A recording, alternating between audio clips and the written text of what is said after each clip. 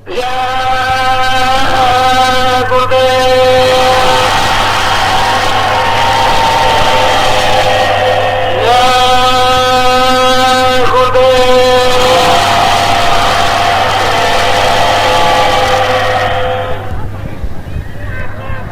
और ठंडा, ये दो चीजें आपके साथ रहनी चाहिए।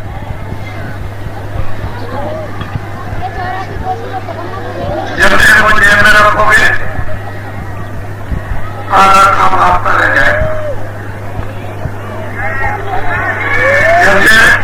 झंडे को ठंडे में लगा के रखोगे तो अपना काम आपका हो जाएगा। इसलिए ठंडा और ठंडा ये मुख आपका एक चिन्ह है।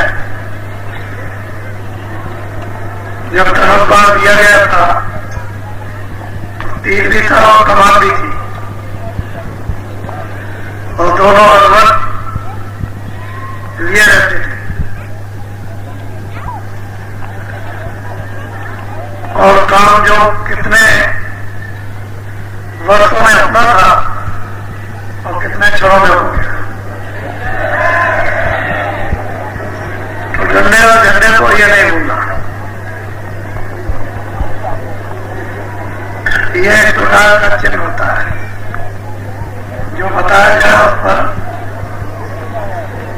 हमेशा ध्यान रखा जाए। जो चीजें बता दी जाती है और चीजों का साथ प्रचलन हो जाता, और बंसी बजाकर काम कर लेते। समय समय का एक चिन्ह होता है।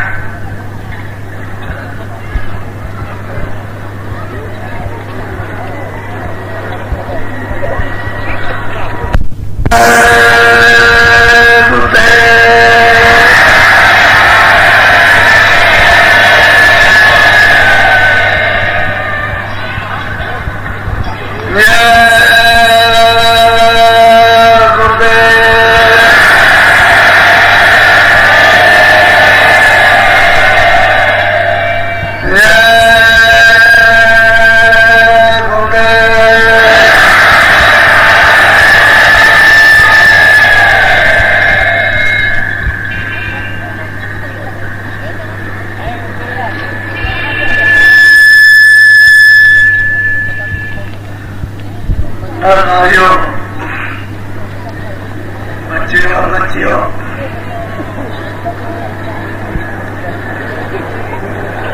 आज का वक्त और समय हम सब लोगों के लिए बड़ा मुबारक है, सौभाग्यशाली है। इस संदेश में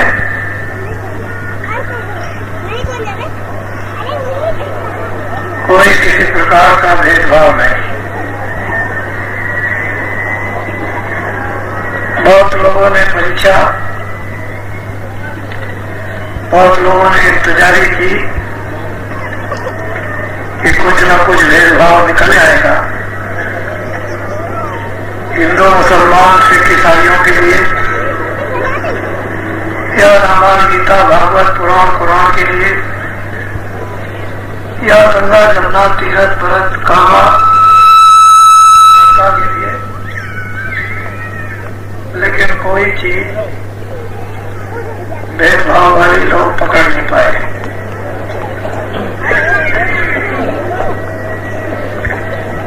लोगों ने बहुत प्रकार के प्रचार इस बढ़ती हुई संगत के संबंध में, इस बढ़ते हुए वैचारिक विवेक के संबंध में कह तो बहुत कुछ डाले, लेकिन हाथ में किसी के कुछ नहीं लगा। बहुतों ने कहा कि मुसलमान है, बहुत लोगों ने कहा कि हरिजन है, बहुतों ने हरिजनों से कहा ब्राह्मण है, बहुतों में हो, ब्राह्मणों से बात होती है। बातें तो बहुत लोगों में आई, लेकिन उपदेशों को सुनकर किसी के दिलों दिमाग में जमी नहीं।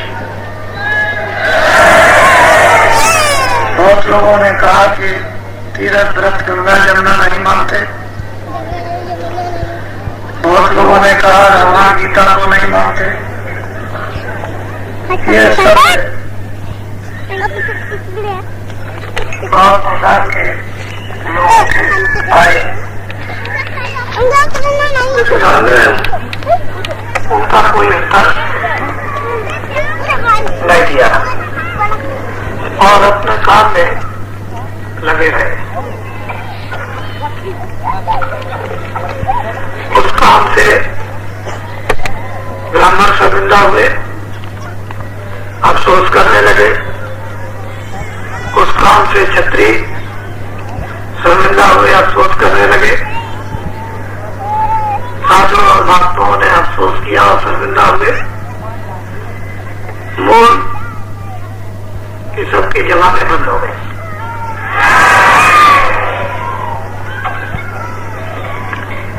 इस प्रकार के आरोप कबीर और गोस्वामी तुलसीदास जी पर लगाए गए, मीरा और सहजोबाई चरणदास जी पर लगाए गए और बहुत से महात्माओं औरों पर भी। लेकिन वो वक्त दूसरा था, ये वक्त दूसरा है। इस वक्त में प्राय मानव का चरित्र गिर गया, प्राय मानव की सत्यता समाप्त हो गई, प्राय लोगों की दृष्टि की पहचान खत्म हो गई, दो बेटियों की सर्वस्वी समाप्त हो गई, माँ बेटे का प्यार वो भी खत्म हो गया, भाई बंधुओं का आदाब इज्जत भी खत्म हो गई। जो खान पान शुद्धि का था वो खत्म होकर के अशुद्धि का हो गया। वो वक्त दूसरा था, दूसरा है। अब कुदरत प्रकृति उसी का साथ सहयोग देगी, चाहे कितना भी तब ये कर ले कि मैं अपने दुश्मन को पैदा नहीं होने दूंगा, चाहे वादा करकर ये सोच रहे कि अपने बेटे से भगवान का नाम नहीं ले लूंगा, और चाहे वो ये समझे इस दिशा को लड़का में नहीं ले लूंगा। ये काम कुदरत का है और ये कुदरत उसके साथ काम करती है जिसके साथ नेचर की सत्ता है। नेचर कुदरत उसी का साथ देती है जो उसको मानते हैं, जो नहीं मानते हैं उसका प्रकृति ध्यान नहीं देती। वक्त वक्त की बात होती है। ये सब कुछ आपने भी सुना देखा, हमने भी सबको सुना देखा। आपको इतना विश्वास नहीं था कि हमारा सबका इतना बड़ा समुदाय तैयार हो जाएगा, खड़ा हो जाएगा। आपको ये मालूम नहीं था कि हम सबके सब होश में आ जाएंगे और एक सूत्र में बन जाएंगे। लेकिन कुदरत अपना जो काम कर रही थी उसने किया। और ये बात कि हम उसके आने का स्थान दें, उसके आने की प्रतीक्षा करें और उसके आने पर उसका सम्मान, तो आपको बहुत खुश नेचर प्रकृति देगी, ऐसी ऐसी चीजें देगी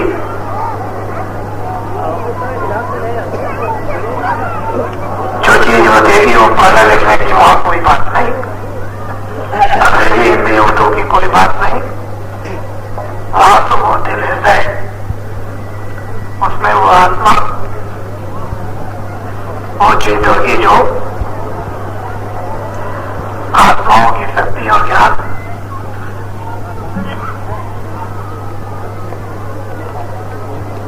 अतुल होता है, उसकी तौल और गिनती नहीं होती। बुद्धि के विचारों की तो एक सीमा होती है, बुद्धि ज्ञानाचार की, लेकिन आत्मा के ज्ञान की कोई सीमा नहीं।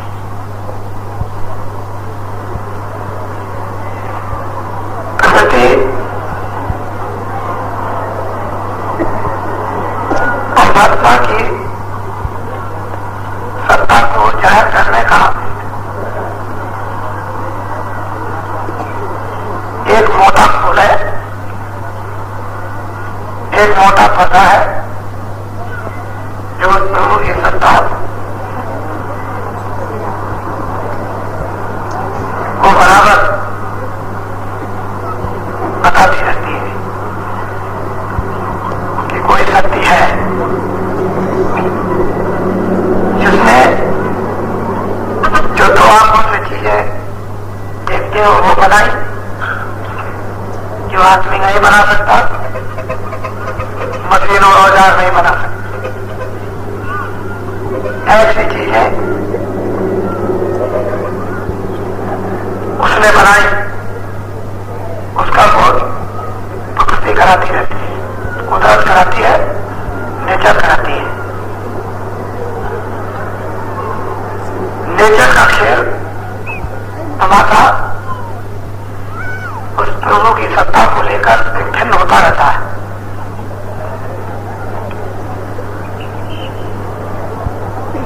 संबंध तो जरूर रहता है, और इसलिए कि उसके प्रकाश में होकर के ये काम होता है। हम मनुष्य शरीर में बैठे हुए हैं, जीवात्मा है, लेकिन उसी के आधार पर, उस नाम के आधार पर, शब्द के आधार पर दोनों आंखों के पीछे टिकी है। अगर शब्द का आभास खिंच जाए तो जीवात्मा शरीर में क्षण भी नहीं कर सकती। यह ठीक है कि वो बिल्कुल अलग थलग हो गई, लेकिन उस शब्द की ठंडक बराबर स्वरूप जीवात्मा तक आती रहती है। इसी तरह से नेचर उस प्रभु की सत्ता का इजहार करता है, फैलाव करता है बराबर। अब ये जरूरी और आवश्यक है कि जो इतने गुण विषय थे, इन विषयों के जानने की जो गुण साधनाएं थी, मन बुद्धि चित्त काम क्रोध लोभ मोह अहंकार, इन सबको दमन करने के पश्चात जाना जाता था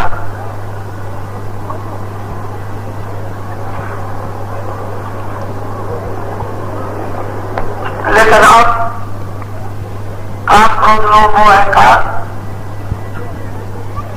कितने प्रबल शत्रु है कि इनके कारण हम कुछ भी नहीं जान पाते। मनुष्य के ज्ञान को भी नहीं समझ पाते हैं तो आत्मा के ज्ञान को समझना अरबों खरबों दूर की बात है। जो जो साधन कराकर महात्माओं ने अपने युग के समय में लोगों को दिया, उससे भिन्न भिन्न नामों से बनाकर सामने रख दिया, और उन सब शास्त्रों में केवल एकमात्र एक ही साधन मन को रोकने का,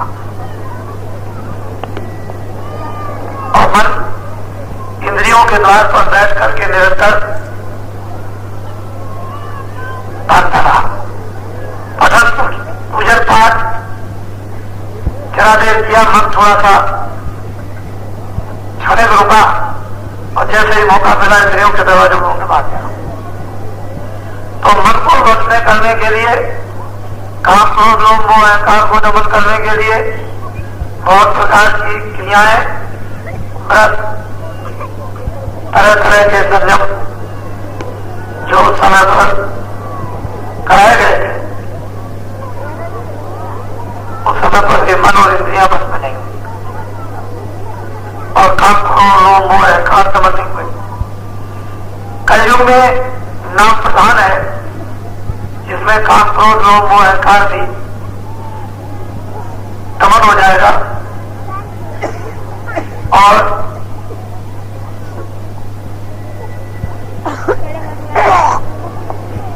बुद्धि भी जाग जाएगी। साथ ही साथ में मन बस में हो जाएगा। क्यों? ये मन रस चाहता है, आनंद, और वो आनंद शब्द के साथ, नाम के साथ आता है। जब वो नाम को सुनेगा, उसमें रस आएगा, तो स्वयं को भी उसका आनंद और मन, इन दोनों को उसका मजा। मन अपने असली आनंद को पाकर चुप हो जाएगा, इंद्रियों के द्वारों पर खड़े और बात के रास्ते का छोड़ दिया, क्योंकि मन उस आनंद में था और उसको छोड़कर के यहाँ लाया गया और उसी आनंद की कल्पना करता है कि मुझे वो आनंद मिल जाए जिसको हमने छोड़ा। और मन को जब तक वो निर्जल की तरफ, जब तक वो त्रिपुटी में नहीं पहुंच जाता तब तक अपने वास्तविक आनंद को नहीं पा सकता। और जब तुरंत और नाम का भेद नहीं मिलेगा, आंतरिक स्वर शब्द की साधना का एक सदगुरु द्वारा नहीं मिलेगा, ये मन कभी किसी का भी बस में नहीं हो सकता, चाहे चारों में और भारत और चल साथ बता, फिर भी ये मन बस में नहीं होगा। बस एक ही ये बस में करने का सहयोग में उपाय है शक्ति की कमाई,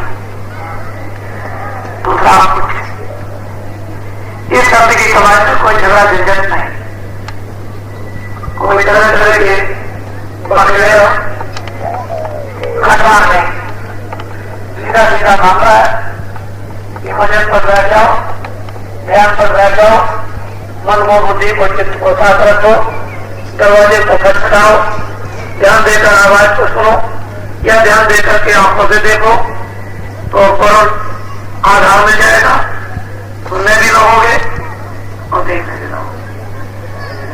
मन देखने पर चुप, मन सुनने पर चुप, उसे अपने मजे का आवाज होना चाहिए, तब से उसका वो रस लेने वाला मन रसिया बन जाता है, इंद्रियों के दरवाजों को छोड़ देता है। फिर उसको अपने आनंद की, अपने ज्ञान की, अपने पराकाष्ठा का जब उसको होश होने लगता है तो फिर उसको घृणा आती है कि मैं कहां पड़ा था, तो यहां कुछ नहीं था। जब तुरंत सत्रों से नीचे उठाई गई और वहां से महासुन से नीचे 10वें द्वार में और 10वें द्वार से नीचे त्रिपुटी में ब्रह्म स्थान पर जहां लाई गई, वहीं पर इसको कारण कपड़ा पहनाया गया और कपड़ा जब डाला गया तो मन को, वही मन का भंडार था, इसके साथ लगा दिया।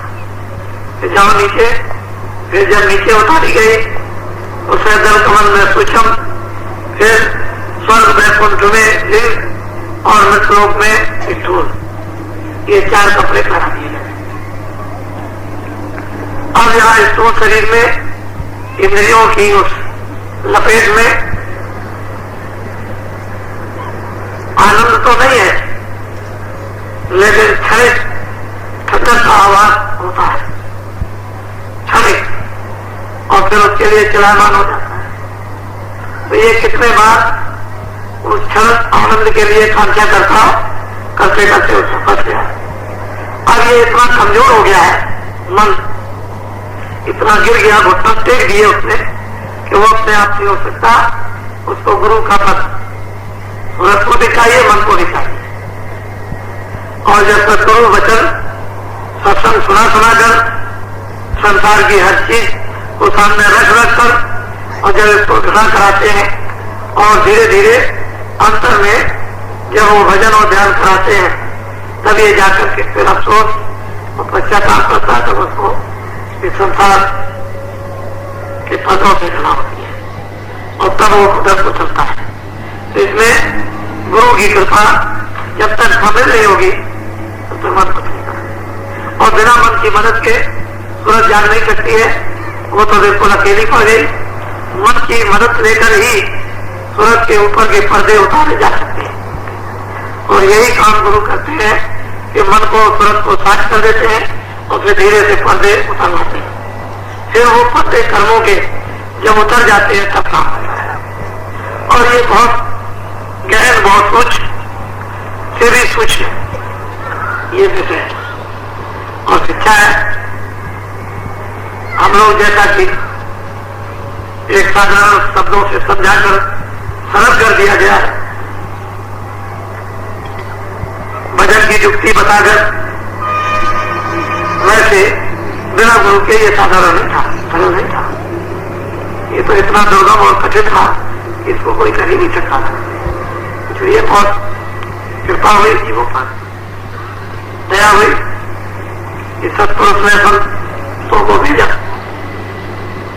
जाओ उन पर संस्कार डालो, उनको अपना विश्वास दो, घर का पता बताओ कि तुम कहां से आए हो और किस रास्ते से आए हो, तुमको किसने यहाँ फंसा दिया है और किसके जाल में तुमको उलझा दिया, और फिर तुम्हारे ऊपर किस किस प्रकार के योनि के पर्दे चढ़ा दिए, और फिर तुमको नीचे कारखानों में 84 लक्ष योनियों में क्यों कर उतारा।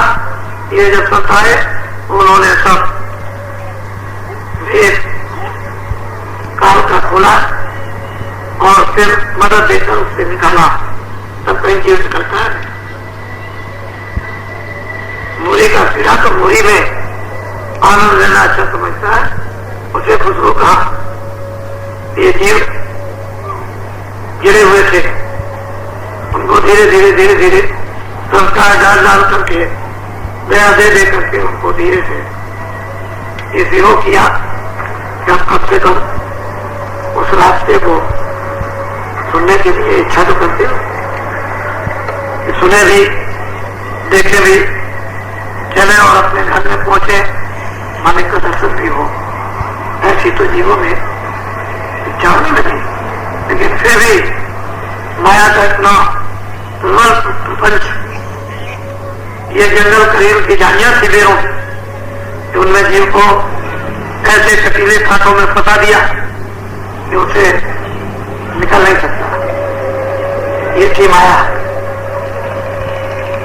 जो अपना रूप दिखाती नहीं, लेकिन छाया में सबको मोहित कर देती है और हरण कर देती है। सब लोग माया की छाया के लिए विलाप करते हैं, रोते और चिल्लाते हैं, सिर पीटते हैं, छाती पीटते हैं, लेकिन छाया किसी के हाथ में है, मोटी सीधी। अब खान पान के बिगड़ने से कर्म तो चढ़ेगे ही,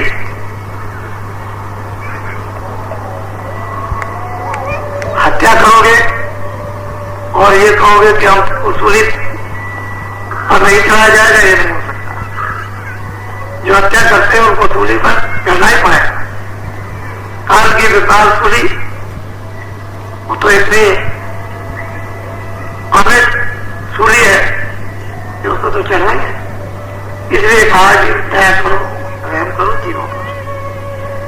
मनुष्य मकान पाकर, मनुष्य हृदय पाकर, पंच भौतिक शरीर पाकर, बुद्धि को लेकर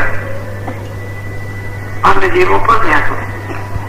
दया करोगे सूली पर नहीं चढ़ना होगा, नहीं दया करोगे सूली पर चढ़ना होगा। या लोग सूली पर चढ़ा देते हैं तो जो अज्ञान में कि हमको कोई नहीं देखता है, हाँ ये काम करते हो, सूली पर तो चढ़ना ही होगा। और वो सूली एक दिन की तो नहीं है, एक बरस की तो नहीं है, वो तो क्षण और सूली पर चढ़ाएंगे, उतारेंगे, चढ़ाएंगे, उतारेंगे। तो ये कर्मों का बड़ा रहस्य गोपनीय है। वो जग जाने जो जिसका उस मालिक से संबंध हो गया वो ऐसा है, तो राज को जानते हैं और कोई नहीं जान सकता। हम लोग तो अंधकार में बैठे हैं, क्या मालूम कि क्या हो रहा है, ये कुछ पता नहीं। आप लोग सब ये कलयुग की एक छोटी मोटी सेवा, किसी प्रकार की भी सेवा लेकर आज के युग में जीवात्माओं को जगाकर और उस नौका पर नाम रूपी जहाज पर जीवों को सवार करते हैं और तब पार उतारते हैं। तो कोई ना कोई सेवा वो तो दमन होना ही चाहिए। कर्म तो जलना चाहिए, धुलना चाहिए। कैसे जलेंगे, कैसे दमन होंगे, कैसे धुलेंगे, और वो कोई ना कोई जरिया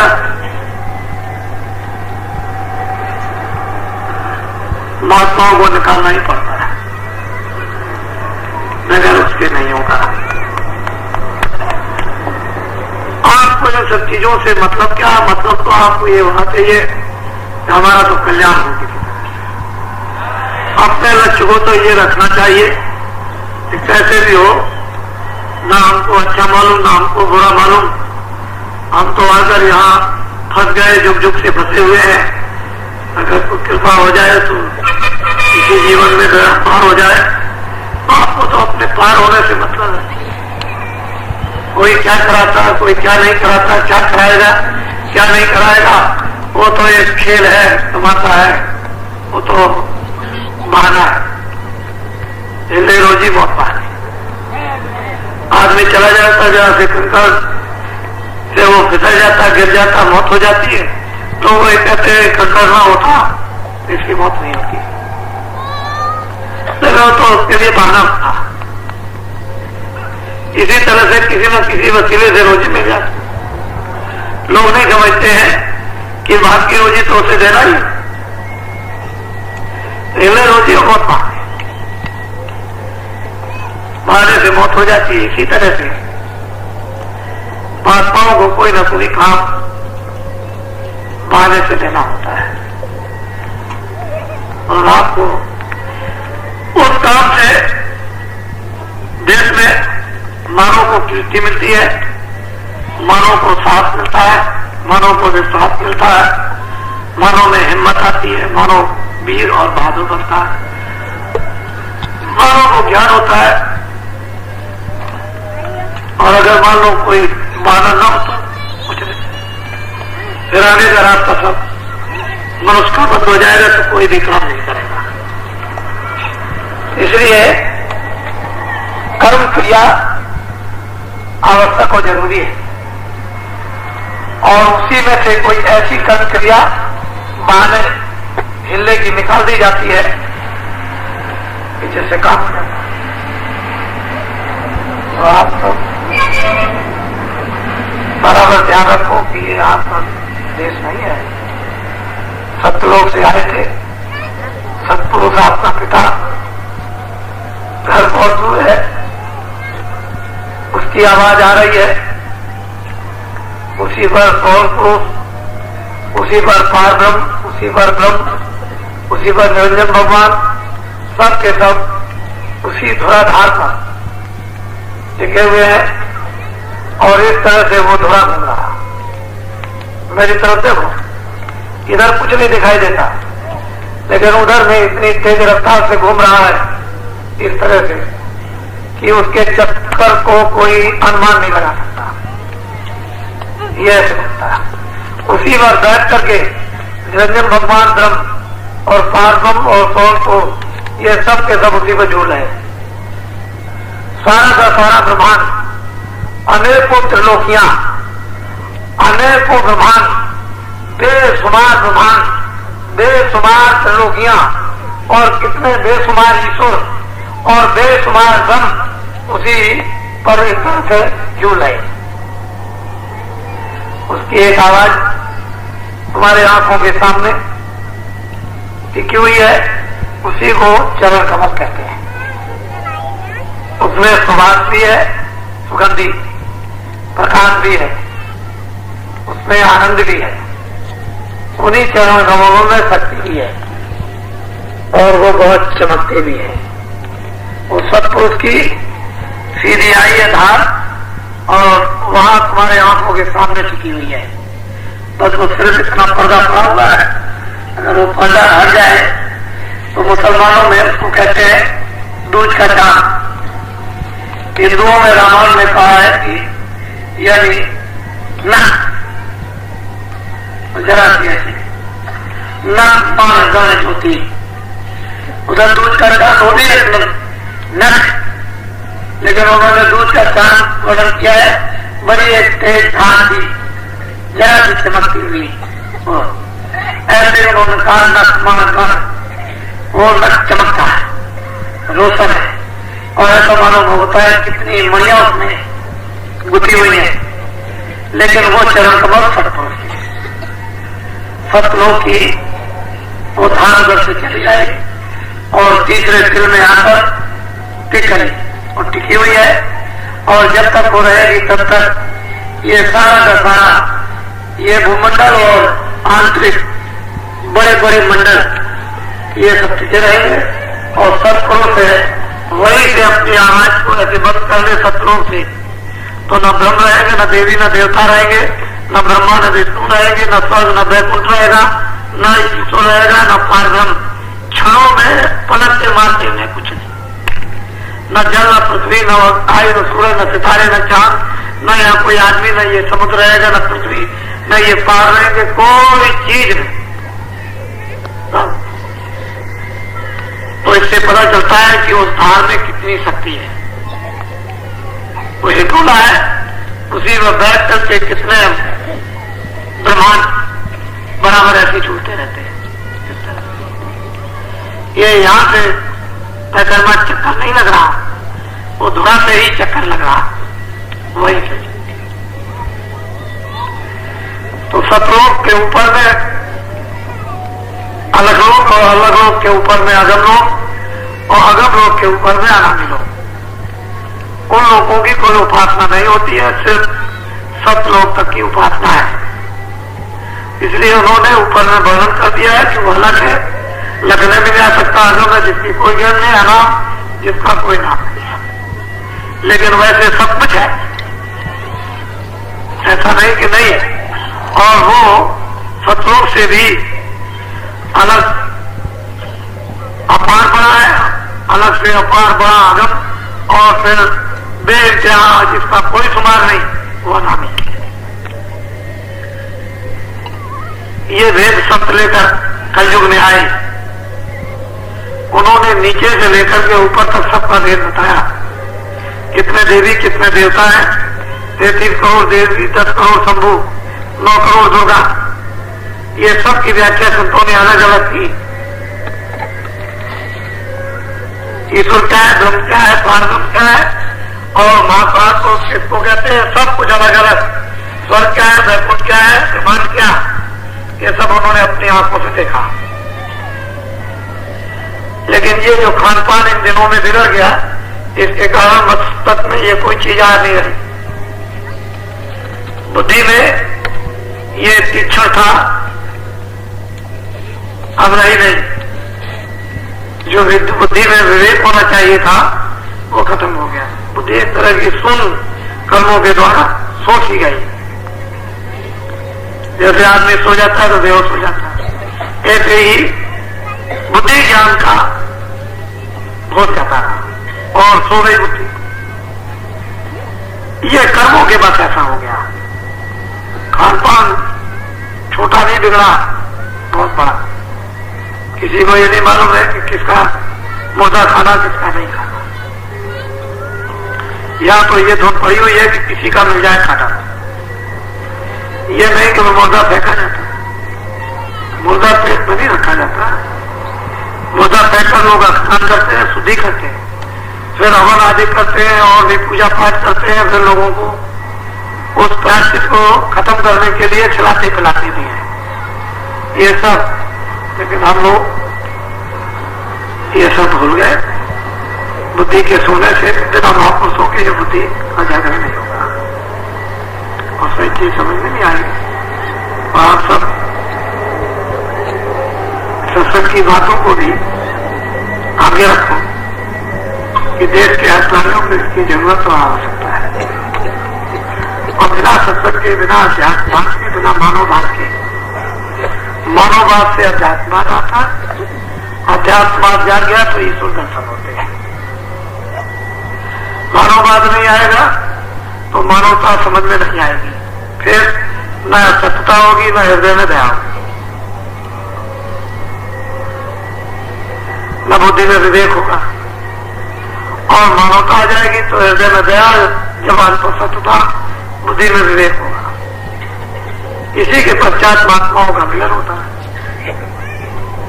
उनके मिलन से ये सौभाग्य प्राप्त हो जाता है कि फौरन बुद्धि में जब विवेक है तो आत्मज्ञान होता है। आत्मज्ञान होने से अपने आप का बोध ईश्वर दर्शन होता है। ईश्वर दर्शन से धर्म का भी दर्शन, ब्रह्म दर्शन से पारब्रह्म का भी दर्शन, उसके बाद में परा शक्ति का दर्शन, ये सब दर्शन, सतपुरुष का भी दर्शन। और नहीं मानव धर्म नहीं है, अब ये मानव धर्म समाप्त हो गया। इसकी अब जरूरत जिससे कि परस्पर समानता, सद्भाव, मोहब्बत और प्यार। मोहब्बत और प्यार में विकार उठते नहीं। जहां माँ बेटे का प्यार होता है, मित्रों मित्रों का, वहां चोरी और गाली गलौज नहीं होता। तो मोहब्बत और प्यार है।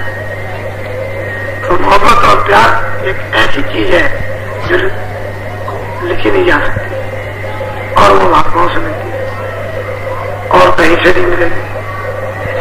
तो आज देश के हर कार्यों को, हर मानव इंसानों को इसकी जरूरत है।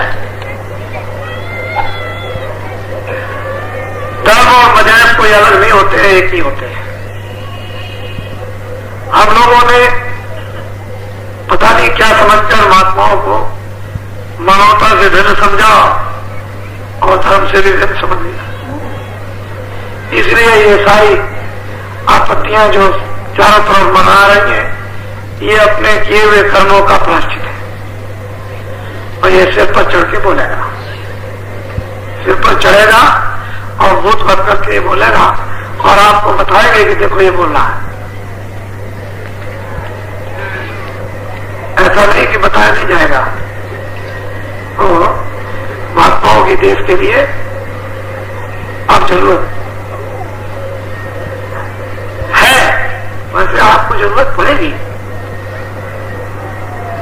और इस देश के लिए महात्मा रतन है। जब वो रतन लोप हो जाते हैं, जंगलों में चले जाते हैं, तभी तो ये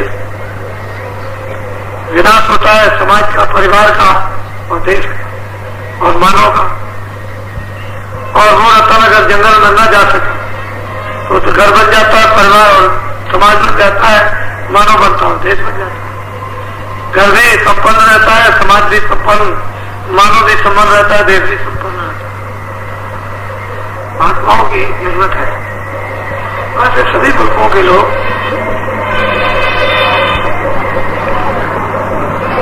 महात्माओं की इज्जत तो करते थे, लेकिन भारत में तो इसमें प्रधान ही है। तो आप सब सत्संग को आगे रखो, सत्संग को आगे रखोगे, भगवान को याद करते चलोगे, निकलने का निशाना बनाए रहोगे, बड़े बड़े पहाड़ गिर जाएंगे। बड़े बड़े पर्वत धराशायी हो जाएंगे। तुम अपने काम में तो लगे रहो।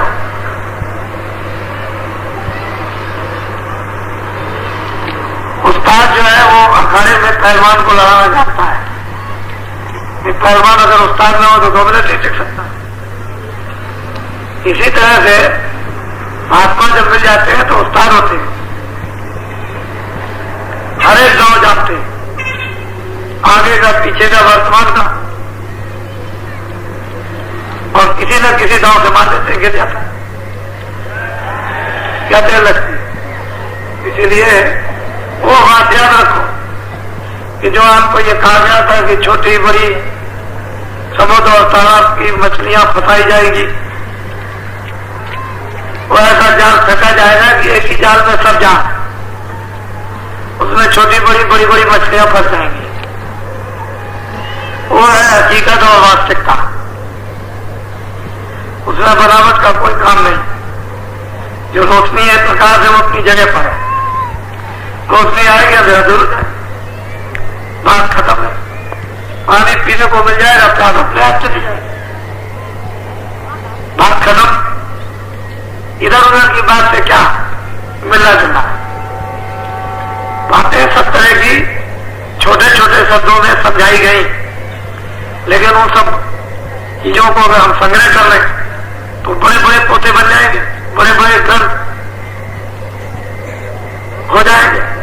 छोटी छोटी चीजें बड़ी बड़ी चीजें होती हैं, और जितने भी महात्मा आए हैं उन्होंने छोटी छोटी चीजें रखी जो सबको उसका फल दिया, सबको उसकी समझ दी और सब लोगों को जगाया। उसमें भेदभाव कुछ रखा नहीं, ऐसी छोटी छोटी चीजें उनकी होती। तो आज 17 तारीख है 1984। ये मथुरा आश्रम है। आप लोग नए भी लोग आए हैं, वो भी देख रहे और सुन भी रहे और समझ भी रहे। कुछ देखने से, कुछ सुनने से और कुछ अनुमान से अनुभव होता है। इन तीनों चीजों से अनुभव, तीनों चीजें न मिले तो अनुभव पक्का नहीं होता। सुना भी होगा आपने, कुछ देखा भी होगा, कुछ अनुमान भी लगाया होगा। फिर जो चीजें अनुमान की होती है, वो अनुमान की तो अंधेरे में हो सकती है, लेकिन सुनी और देखी कि किस बात का अंधेरा जो सामने देखते सुनते हैं, और वही अनुभव पक्का होता है। तो आप यदा कदा जहां जहां भी कार्यक्रम हो, ऐसी भीड़ें सब जगह पर हो रही है। कहीं भी किसी जगह भी जाए, भीड़ का कोई शुमार नहीं है, और भीड़ का कोई हिसाब नहीं। हम कुछ भी किसी को न बताएं और सीधे चले जाएं तो हमको सब पहचानते हैं। बस उतरे नहीं सांस पर, और पेशाब करने की जाएगा जब मेरी मांग हो जाएगी। जब तक मेरी मांग नहीं होगी तब तक तुम्हारा काम सफल नहीं होगा। ये तुम्हारी बातों से, तुम्हारे काम से, तुम्हारे आंख से, तुम्हारे भाव से जब लोग सुन लेते हैं तो वो यही प्रार्थना करते हैं कि एक दफे बाबा जी को दे आओ। मैं उनके मुंह से 2 शब्द सुनना चाहता हूं और कुछ नहीं। उन्होंने समझ लिया, उन पर इतना ज्यादा तुम्हारी बातों का दबाव पड़ा, यानी तुम्हारी बातों का दबाव नहीं पड़ा, प्रकृति का दबाव पड़ा। बस वो इतना जानना चाहते हैं कि बाबा जी की एक मोहर लग जाए, बस वो इतना ही, कुछ और कुछ नहीं, बस मोहर ये हो जाए बाबा जी को। लेकिन मैंने इस गुप्त दौरे में और अभी जब गया तो मैंने यही लोगों से कहा कि आपने लोगों से ये मांग रखी कि बाबा जी को ले आओ, और तो मैं आ गया, लेकिन दोबारा अगर इतनी जल्दी मांग करोगे तो नहीं आ सकता,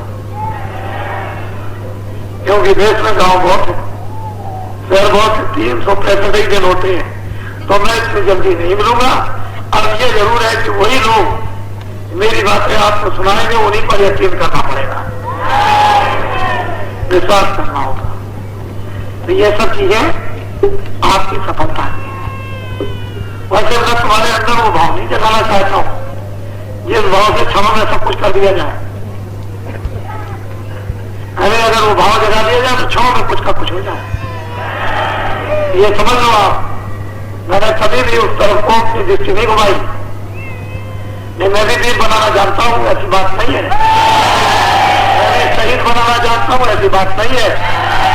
मैं भी त्याग कराना जानता हूं, ऐसी बात नहीं है। मैं घर बार छुड़ाना भी जानता हूं, राजनीति भी छुड़ाना जानता हूं, लेकिन उधर हमारी दृष्टि नहीं है। हमने जो कुछ भी अपना कदम रखा है वो मानव मात्र के हित का, उसमें सबका मुफीद फायदा लाभ रखा। ऐसी बात नहीं है कि लोग ये समझते हो कि, और हमको आप देखते रहते हो तो परिश्रम इतने उम्र होते हुए भी करता रहता हूँ, वहां उससे जवाब पीछे नहीं आता हूँ। किसी प्रकार का भी परिश्रम हो मैं बराबर करता रहता हूँ। आप देखते हो यहाँ सब जो लोग रहते हैं देखते रहते हैं, आप इतना परिश्रम नहीं कर पाओगे। आपको तो इतना तो कर लोगे, ये हुक्म दे दिया उसको कर डालोगे, लेकिन हुक्म बंद हो गया तो नहीं कर पाओगे।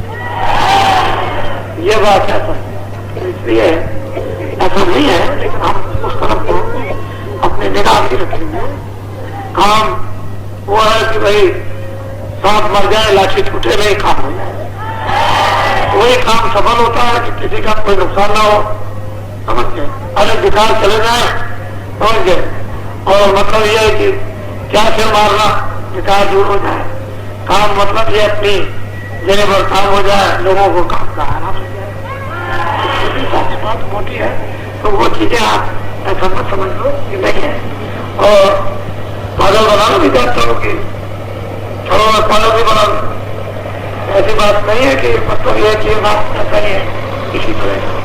तो जो इस तरह वाले जन समुदाय को लेकर और घूम रहा है चारों तरफ में, समझना चाहिए कि ये छोटी चीज नहीं है। तो आप मैं तो यहाँ पर सत्संग भी समाप्त करूंगा, और ये लोग जो 10 साथियां सुबह हो गए 10 साथ तो करके आ जाए, तो वास्तव में यह है कि जब उनका ध्यान बढ़ जाता है तो हमका नुकसान होता है। और हम बात चाहते थे ज्ञान में आज सत्संग आपको मत करना चाहिए, और वो उससे ठीक रहता है। तो हम यहाँ सुबह भी चाहते हैं, उसका कोई बात नहीं है। कभी कभी वहाँ तो वो तो हो जाएगा काम, जब जिस काम के लिए आया हो, इसलिए काम तो करना चाहिए। जो अपने बात में कुछ लोग देखने की दृष्टि से नए लोग आए थे कि चलो बाबा जी का आश्रम देखेंगे, उन्होंने अपनी आंखों से देखा और उनको नामदान जो मिला वहां भी मिला, उनको यहाँ भी मिला। जिन लोगों ने वहां नहीं ले पाया था, जिनके यहाँ गए थे, उन्होंने यहाँ ले लिया। वैसे तो मैंने वही बसा की ताकि उन लोगों को कम से कम ये कहने का अवकाश न मिले कि हम इस वस्तु से वंचित रह गए। हम ये जानते तो जरूर है कि आपको लेना नहीं आता, दे दिया गया तो रखना नहीं आता, लेकिन फिर भी इस मालिक की दया की वर्षा होनी है और कर दी जाए तो कभी समय आएगा तो दिन पड़ जाएगा तो जम जाएगा। इस ख्याल से मालिक की दया लेकर के तो वर्षा की गई, तो वर्षा की जा रही है। ऐसा नहीं है कि महात्माओं का डाला हुआ बीज चला जाए, ऐसा नहीं होता। न कभी ऐसा हुआ है और न कभी ऐसा ग्रंथों में लिखा गया है। जो महात्मा परिश्रम करते हो बीज डाल देते हैं, वो तो बीज नष्ट होने वाला नहीं होता। जब उसका समय आएगा तो समय पर जम जाएगा और बीज का गिरेगा पौधा तुरंत बन जाएगा, वो तो फटेगा ही, इसमें कोई संदेह नहीं है। तो आप सबके सब जो नए लोग आए हुए हैं वो इन विचारों को लेकर के जाए कि परिवर्तन होगा, ये रुकने वाला नहीं है, इसको ध्यान में रखें। साथ ही साथ धर्म की स्थापना होगी। लोगों को मालूम नहीं है कि किस धर्म की स्थापना होगी और धर्म नाम किसका है। सज्जनों की रक्षा होगी, लोग ये भी नहीं जानते कि सज्जन किसको कहते हैं और किनकी रक्षा होगी। मैं तो ये जानता हूं कि असल में ये बातें आपके समझ के बाद जिनका खान पान बिगड़ गया वो इन सब चीजों को नहीं जान सकते हैं कि धर्म क्या है और सज्जन क्या है और धर्म की कैसे स्थापना होती है, सज्जनों की कैसे रक्षा होती है। और वो ये भी नहीं जानते कि दुष्ट किसको कहते हैं, उनको ये भी पता नहीं है, वो लोग नहीं जानते इन सब चीजों को। इसलिए परिवर्तन होगा, इसको कोई रोक नहीं सकता। एक ऐसी भारी तकलीफ होने वाली है, एक भारी से भारी विकराल तकलीफ जो मनुष्य है उस समय पर जैसे आदमी जल जाता है तो तिलमिला जाता है, इसी प्रकार से एक तकलीफ आएगी, उसमें एकदम तिलमिला जाएगा। और उसी समय पर महात्मा और फकीरों की बड़ी भावहीनी पुकार होगी, महात्मा फकीरों की। तो जब भावहीनी जब पुकार होगी महात्मा फकीरों की, उस समय जब लोग तिलमिला जाएंगे तो उसका अड्डा होना चाहिए, जगह जगह उसका स्रोत होना चाहिए, उसके नाले होना चाहिए, उसकी शाखाएं होनी चाहिए। शाखाएं नहीं होगी, नाले नहीं होंगे, नालियां नहीं होगी तो पानी वहां तक नहीं जा सकता। लोगों को पानी पीने को मिलेगा नहीं, लेकिन जब नालियां तैयार होगी, पानी चलना होगा। और उस समय पर जब फकीर और महात्माओं की भावभीनी पुकार होगी तो फौरन वो तो स्रोत मतलब तार है लगे हुए होंगे और वो लोग फौरन खेत कस लिए जाएंगे, पकड़ लिए जाएंगे। तो देखिएगा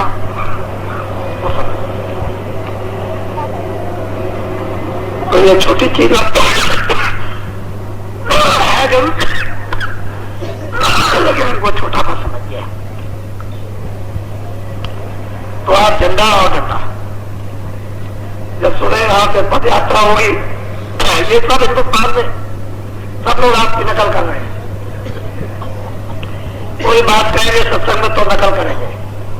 हिंदुस्तान के लोग बड़े नकल किए, जानते पूछते कुछ नहीं और नकल फौरन नकल करेंगे और उस नकल से मतलब वो शिकार हो जाते हैं। वो नकल उनकी काम नहीं करती, समझ लो आप अच्छी तरह से। तो किसी की नकल नहीं करनी चाहिए। जो भी हम जहां जहां बोलते हैं वहां वहां लोग नकल करते हैं। अब हमको कहने की जरूरत नहीं है, आप इसको कहना नहीं चाहते हैं, लेकिन नकल नहीं करनी चाहिए। जो तुम्हारे पास क्षमता करो, दूसरे की नकल करने से काम होने वाला नहीं। हम किसी की कोई नकल नहीं करते, आपको नकल करने की कोई जरूरत ही नहीं। क्यों किसी की नकल करें? जो बात है वो सामने होनी चाहिए, एक सीधी।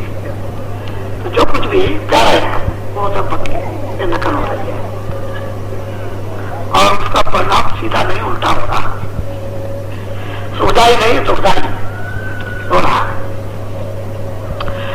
आप लगे रहो, आपके काम से लोग घबरा जाएंगे। मैं आपको बता देता हूं, इतनी बात जरूर है कि जिस तरह का काम आपने 1.5 महीने किया है, किया कुछ नहीं, वो तो जबरदस्ती मतलब यह है कि वो इस तरह की मालिक की दया थोड़े बहुत मतलब ये लगे, लेकिन अपनी इच्छा के साथ अभी पूरा काम नहीं किया। वो जो 3 साल आपके जो बाकी पड़े हुए हैं उनको थोड़े दिनों में पूरा कर दो, उनको पूरा करना पड़ेगा, तो पीछे से मत करना। हाँ, वो पूरा करना है। ऐसी दौड़ लगाओ कि दुनिया के दिल और दिमाग रगड़ जाए, ऐसी दौड़ मारो, काम ठीक हो जाए। क्योंकि दुनिया का इंसान जागने वाला है, ये अब सो नहीं सकेगा, अब जगेगा और अब ये भ्रम से रहित होगा, भ्रमित नहीं होगा, लेकिन आपकी दौड़ हो जानी चाहिए। वो तो मैं परसों 19-20 को आपको बताऊंगा। आप लोग सब टैप ले चलना, जिनके पास टैप है कोई छोड़ना नहीं, और एक एक कागज कलम जरूर साथ रखना। जो पढ़े लिखे हो वो कागज कलम बिल्कुल रखना। जिनके पास टैप ना हो अच्छे भाई अच्छे फोन लिख लेना। मोटे मोटे शब्द होंगे, कोई ज्यादा नहीं, जल्दी का काम नहीं, मोटे मोटे होंगे उनको लिख लेना। कल पद यात्रा होगी। ऐसे 84 कोस में 4 गांव में था, वृंदावन, मथुरी, बरसाना, नथा, 4 गांव ऐसे 84 कोस में। लेकिन वो इसकी बात अगर कहूं तो आपको अच्छा नहीं लगेगा। तो ये भी मतलब है कि 84 कोस में परिक्रमा है। तो भरतपुर तो वो तो 84 कोस थी, ये 24 मील अंतर है। ये कोई दूर नहीं है, तो 24 मील है 12 कोस, और वो 84 कोस की होती है यात्रा। वो यात्रा लोग बरसात में करते हैं, पानी बरसता होता है, बड़ी तकलीफ होती है। आपको क्या तकलीफ? यानी आपने तो 12 ही कोस की है। तो यहां से सुबह नहा सके, अपनी अपनी गाड़ियों में जो भी सामान है, खाने पीने का जो भी है, बस उन्हें रखते हैं। क्योंकि साथ में जाओगे, पैदल जाओगे तो जरा बोझा रहेगा, तो और सामान उसमें रख दो, उसमें चला जाएगा गाड़ियों में, जो कुछ भी हो उसको। और जो गाड़ियों से जाएंगे और लोग तो ले जाएंगे अपना, झंडा झंडा साथ रहेगा। सुबह तो रहता काम 8 बजे यहाँ से रवानगी हो जाएगी। जब पढ़ेंगे लोग सुबह 8 लोग पहले से तैयार, अपने कार्य से निवृत्त हो जाना। जो लोग जाएंगे उसके ला, जो अभी आज का जो भंडारा हुआ, जो प्रसाद आपने लिया, इतने लोग आए और बाहर के शहर के और गांव के भी लोग बहुत आ गए। लेकिन ये सब कुछ अच्छी तरह से प्रसाद लेने के बाद मुझे अभी खबर लगी कि 10,000 आदमियों का भी रखा हुआ प्रसाद। मुझे गणेश प्रसाद जी ने बताया।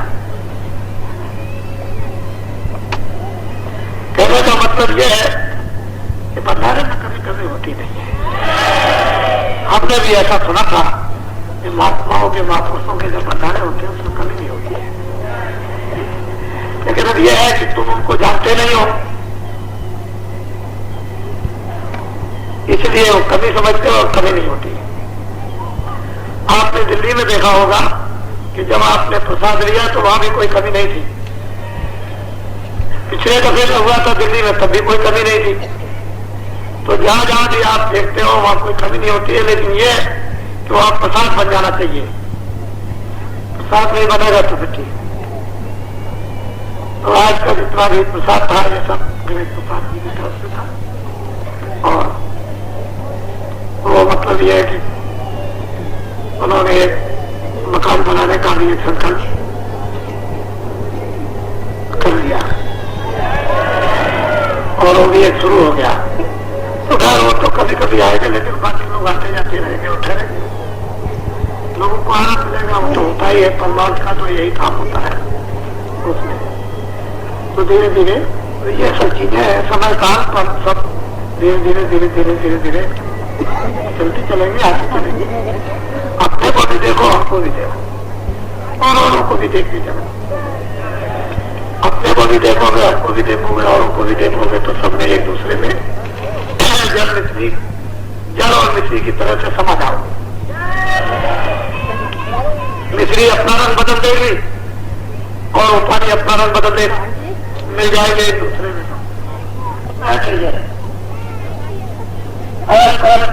बड़े जल की सोच ऐसे ही वो मिलता है मालिक, ऐसे मिला करता है। तो सुबह के लिए आप तैयार हो और वहां लोगों को आशीर्वाद मिलेगा। और जो भी कार्यक्रम 2 दिनों में होंगे वो वहीं पर आपको सब मालूम हो जाएगा। यहाँ हमने कुछ नहीं कहा, और हमको तो आशीर्वाद देने के लिए जाना ही पड़ेगा, क्योंकि वो तो जगह जगह जगह जगह वो तो आशीर्वाद मेरे पास तो कुछ नहीं है, लेकिन वो तो मालिक को जो काम कराना है वो तो कुछ ना कुछ निमित्त मात्र मना नहीं पड़ता है, मेरे निमित्त मात्र बनाए हुए काम नहीं करता है, वहां से बैठ करके वो कोई काम नहीं कर सकता। इसको हमेशा याद रखना। शक्ति उसमें सब कुछ है, उसमें कोई किसी तरह की कमी नहीं है कि वहां से बैठ के कोई काम नहीं करेगा। वो तो जो जहां का काम है वहीं से बैठ के कराएगा, जो कराएगा वही काम उसका समझा जाए। उसमें अपनी जीत हुई है तो आप लोग सुबह तैयार हो जाए और कोई देवी हो जाए। कोई अगर मान लो अपने पति के साथ ये समझे कि यहाँ से 84 को उसकी यात्रा में लोग स्त्रियां साथ जाती हैं और हम भी अपने पति के साथ जाएंगे तो कोई बंधन नहीं है। लेकिन हमने इसलिए सोचा कि व्रत है जो यहाँ रहना चाहते हैं कि भाई नहीं जाएंगे वो यहाँ रह सकते, कोई ऐसी बात नहीं। वहां का 2 दिन का कार्यक्रम मैं तो वैसे कल शाम को जाऊंगा, दिन में तो नहीं जाऊंगा लेकिन शाम को पहुंच जाऊंगा और 2 दिन का कार्यक्रम होगा आपका, होने का द्वितीय कार्यक्रम रहेगा और उसका संदेशा जो भी आपको मिलेगा वो जल्दी शीघ्र है, क्योंकि देर करने की जरूरत नहीं जरा बस वो बात यही समझो, उसको यही से समझ के जाओ, उसमें देर नहीं करनी है। वो यही से अपने विचार पक्के बनाते हुए जाओगे, जो भी सुन के आएंगे बस समझ लो बस अपने।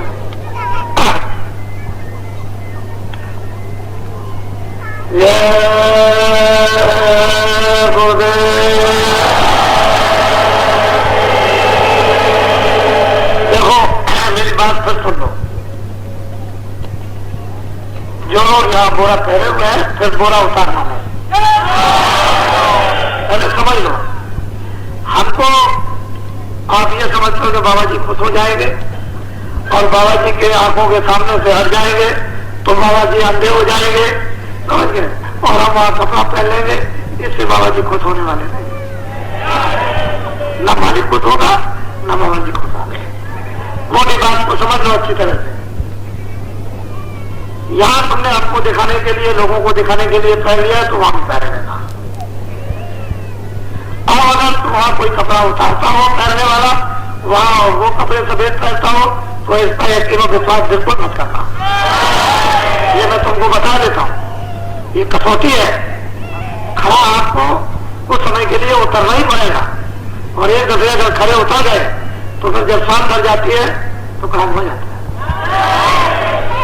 तो एक दफे तो खड़ा उतर नहीं आपको, फिर तो सड़क बन जाएगी, फिर क्या बात है। वो तो ऐसा होता है ना कि बिच्छू अपने बच्चों को पैदा करती है और पैदा करके बस बच्चे उसी के पीठ में बैठ जाते हैं और बिच्छू को खा लेते हैं, अपनी माँ को खा डालते हैं, जीवित हो जाते।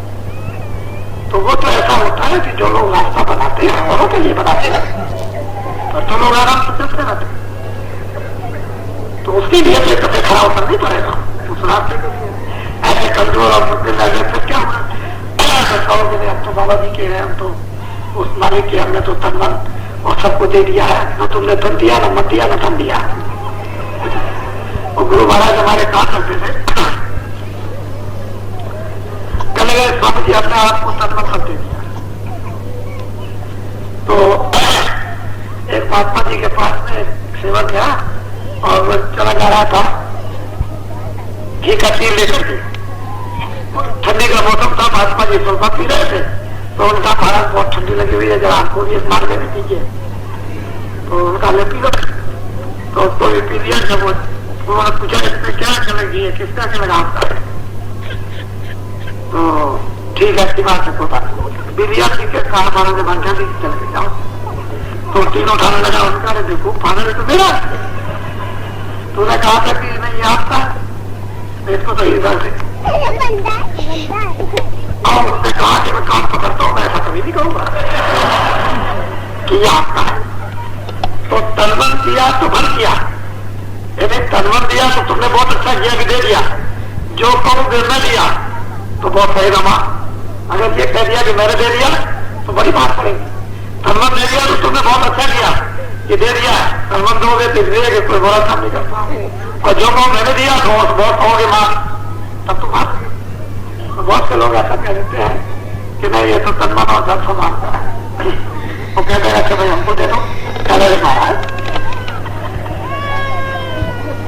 अरे महाराज ये तो कहने नहीं कहा होता, संगत मतलब ये किताब मतलब है। हाँ, ये तो कहा जाता है, ये तो व्यवहारिक शब्द है, ये बात है, सब ऐसा नहीं। जो काम अंदर हो वही बाहर हो जाए, तभी तो सब कुछ भेदभाव खत्म हो जाता है। भेदभाव खत्म होता है तो सिस्टम तो जमी सामने नजर आने से मान रहेगा तो क्या होगा। अच्छा, तो ये बात आपको चल मैंने इतिहास कराई, वैसे सफेद कपड़े पहनो कोई हर्जा नहीं, हमारे पास बार बार कोई बात नहीं, हम वैसे लेकिन ये इतिहास कर लिया और वहां बता दिया, ये ठीक नहीं, ये अच्छी बात नहीं है। क्योंकि उसका क्या रहता है, उसमें राज क्या है, ये आपको मालूम नहीं है। तो क्योंकि तुमको तो बताया क्यों बताया, अभी बताने की उसकी जरूरत ही क्या है।